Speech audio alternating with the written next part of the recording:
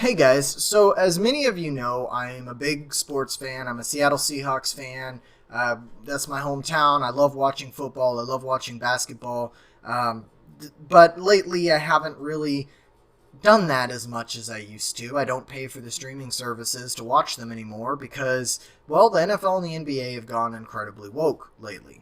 I do keep an eye on the way the league is going just because that's something I've got a passion for, but it's kind of disappointing. And what's even more disappointing is this past week, an NFL team is being investigated for hiring a white coach. A white coach is that's it. That's just the reason. So the Indianapolis Colts were a team. They went into this season with playoff aspirations. They have one of the best running backs in the league in Jonathan Taylor. They got a new quarterback, Matt Ryan, who's played in the Super Bowl. They got him in a trade with Atlanta. And it just hasn't panned out very well. So their season is kind of in the dumps. So they fired their head coach, which, as you do when your season is in the dumps, and they hired former Colts player, four-time All-Pro Super Bowl champion Jeff Saturday, who's in the Ring of Honor for the Colts. The fans absolutely love this guy. Fans of the Colts love Jeff Saturday. He played with Peyton Manning back in the day. The locker room really respects this guy by all accounts. He's somebody that everyone has got just a massive amount of respect for as a player and as an analyst lately. He's been on TV as an analyst for, I think, ESPN.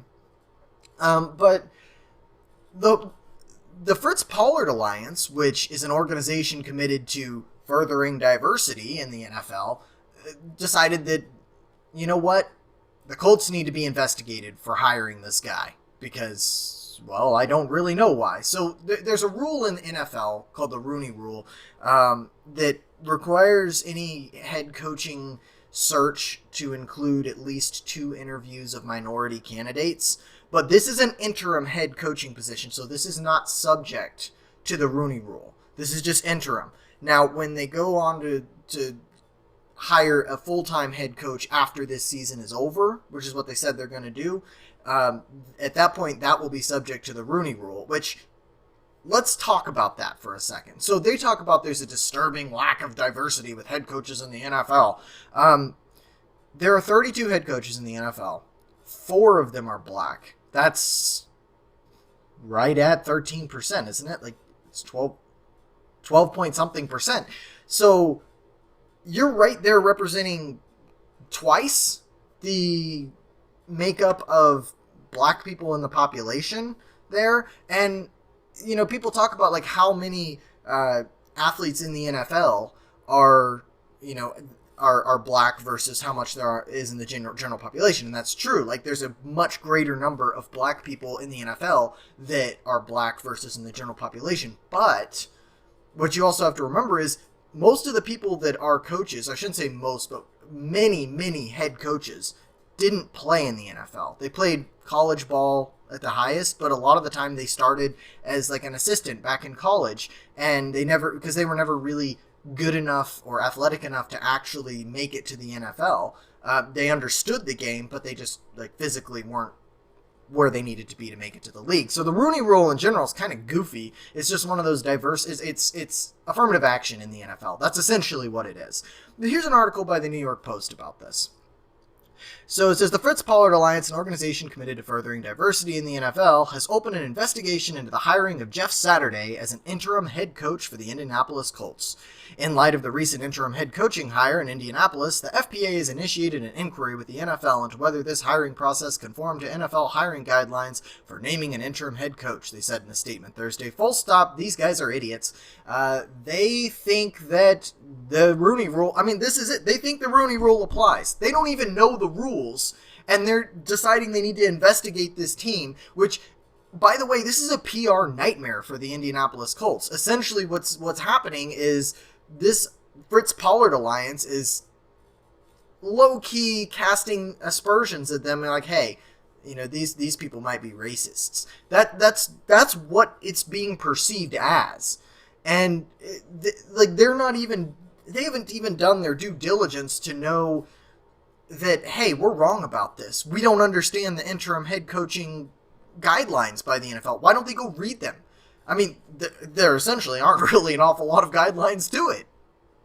NFL spokesperson Brian McCarthy told ESPN that interim head coach hirings are not subject to the Rooney Rule, like I just said, which is a rule that requires NFL teams to interview at least 2 minority candidates for head coaching positions.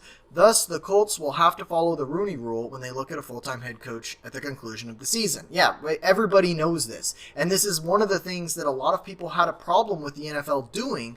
Just like, hey, we're just going to require, like, we're going to put diversity requirements into coaching in the NFL. It's like, are you serious? Do you think that these NFL teams that, like, their bottom line is billions of dollars, like, do you think for 1 second that they're going to hire a coach that's not good at the job or bypass a coach who's good at the job just because they're a minority? No, that's never going to be the case. Most coaching staffs, look at them. They're diverse as hell.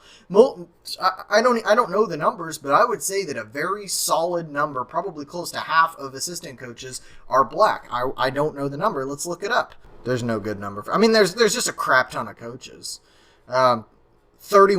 Oh no, 31%. That's interim. Yeah, I don't know, but I'm sure there's a number somewhere. I'm scrolling through it, and it doesn't seem to be a definitive number somewhere. But if you've ever watched an NFL game and you've seen coaching staffs, they're very diverse, right?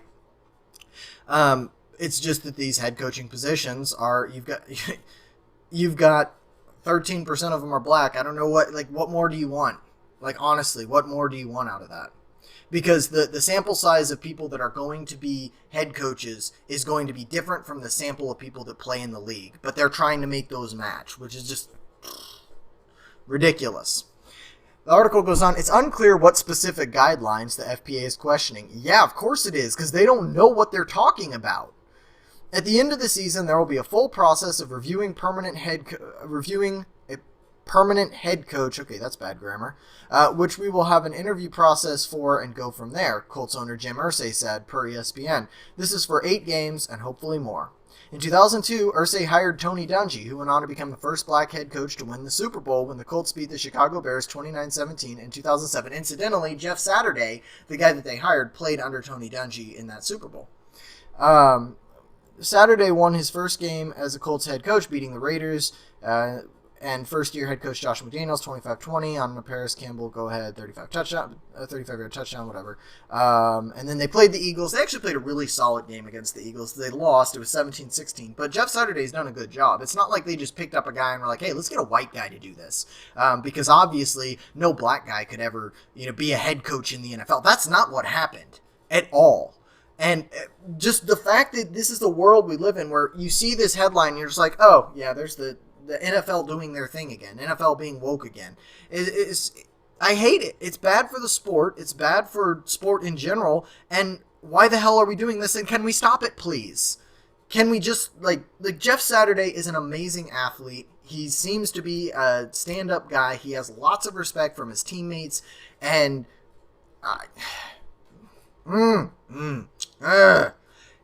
yeah, anyways, this really annoyed me because I am a big football fan and I just love the sport. So I wanted to point it out to you guys that it was happening if you hadn't seen it. This is out of control, woke BS. What do you do? Why are we having diversity requirements in sports? Like, can we go to the NBA and put white diversity requirements because it's overwhelmingly black? What does that sound like? That sounds really racist, right? At least from their perspective.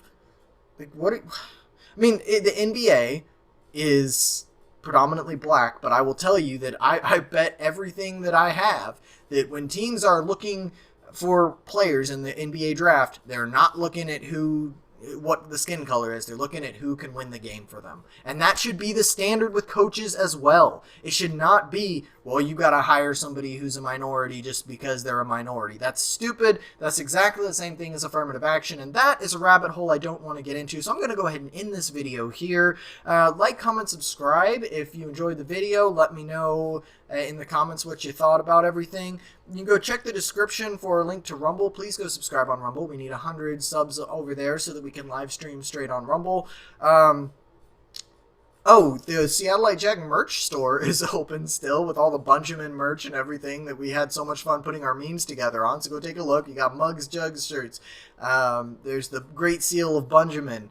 And also go ahead and check out Subscribestar. There's hundreds of hours of content on there. You just sign up. It's like $2 is the cheapest tier, and that all goes toward building a new setup and a studio so that I'm not sitting here in the living room, and I can put together a studio so that I can actually record these videos and make them better for you. Every cent that goes into Subscribestar is going to be put back into the channel. So follow me on Twitter at SeattleIJ, and join us on our live streams Monday, Wednesday, Friday at 8 Eastern, and I will see you guys next time.